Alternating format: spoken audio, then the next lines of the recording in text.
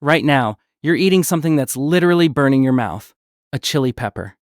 Capsaicin, the chemical that makes it hot, is tricking your nerve endings into thinking they're on fire. Your body's flooding your mouth with saliva. Your eyes are watering. You're sweating. And somehow, you're enjoying it. This makes zero sense.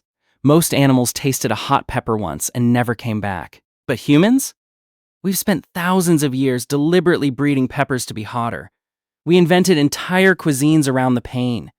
We have competitions where people eat peppers that literally damage your stomach lining. And we do it for fun. The question is, why? It's older than civilization, older than agriculture. It predates the peppers themselves. And the answer rewires how you think about why you do anything that feels good but hurts. Let's go back. About 6 million years ago, your ancestors didn't experience flavor the way you do. They had taste: sweet, salty, bitter, umami. But that was it. They were looking for calories and avoiding poisons. That was the whole game. Taste was a survival tool, not entertainment. But then something changed in the primate brain. Somewhere around 3 to 4 million years ago, our ancestors started experimenting. They'd taste something, and instead of just evaluating food or poison, they started asking, what does this feel like? Pain became interesting. See, pain is usually a warning system. Touch fire. Pain tells you to stop. Eat bitter plant. Pain tells you it's probably toxic.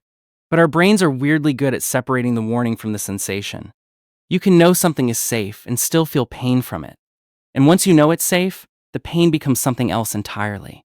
It becomes a controlled risk, a way to test yourself. And humans got obsessed with that. Think about that. By the time humans spread out of Africa, roughly 70,000 years ago, they were already playing with this. They were experimenting with extreme sensations on purpose. Body modification, ritual scarification, extreme fasting. They were basically saying, I can handle something that hurts.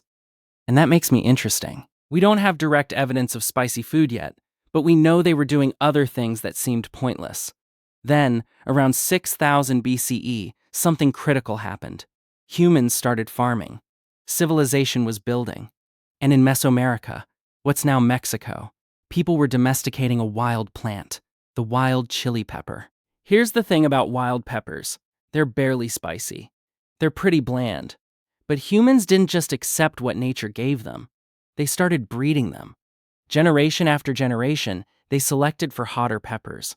Not because they tasted better, not because they had more calories, but because the sensation was interesting. By around 2000 BCE, the Aztecs had bred peppers so hot that they were using them as currency in medicine. Warriors ate them before battle. Priests used them in rituals. And they discovered something wild. Capsaicin wasn't just creating pain. It was creating a high. Here's why. When capsaicin hits your pain receptors, your body panics. It thinks you're actually burning. So it releases endorphins, natural painkillers. Your dopamine spikes. Your adrenaline kicks in. For a few minutes, you literally feel alive. You're getting a drug hit from a vegetable. And that's addictive. But it gets better. There's another layer. Your body is learning. The first time you eat something spicy, it's genuinely painful. But every time you do it, your pain receptors get a little bit desensitized. You build a tolerance. That means you have to eat more to get the same high. It's the exact neurochemistry of addiction, except your drug is food. Humans realized this, and they leaned into it. By the time of the Columbian Exchange, 1492, peppers had become one of the most valuable exports in the world. Europeans encountered them, were initially terrified, and then addicted. Traders spread them across Asia, Africa, Europe. Within 150 years, peppers had become central to cuisines on every continent. But here's what makes this really important. Spicy food wasn't an accident. It wasn't a nutritional benefit that happened to feel good. It was humans deliberately seeking out controlled discomfort. We were essentially saying, the goal isn't to minimize pain, it's to master it, to feel it, endure it, and come out stronger. That's weirdly revealing about what humans are actually wired for. We're not trying to optimize for comfort. We're trying to test our limits. We're trying to prove something to ourselves, maybe to others. Eating something that hurts you, knowing it won't kill you, is a way of saying, I'm tough enough for this. Think about that. It's not that different from why you go to a gym and deliberately make your muscles sore, or why you watch a horror movie that scares you, or why you do anything that's hard on purpose. You're practicing for the real painful stuff. You're building evidence that you can handle discomfort, and spicy food is one of the safest, cheapest ways to do that. By the time we hit the modern era, this had become a whole personality thing.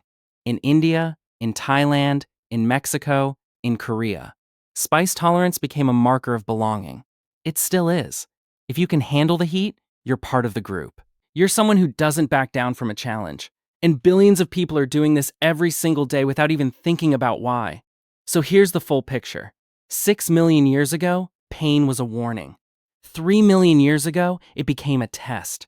6,000 years ago, humans engineered a plant to maximize the sensation.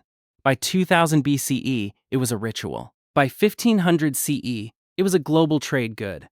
And right now, you're sitting there eating a ghost pepper because someone told you couldn't handle it. And every time you do it, you're completing a 6 million year arc. You're participating in something so old it predates language.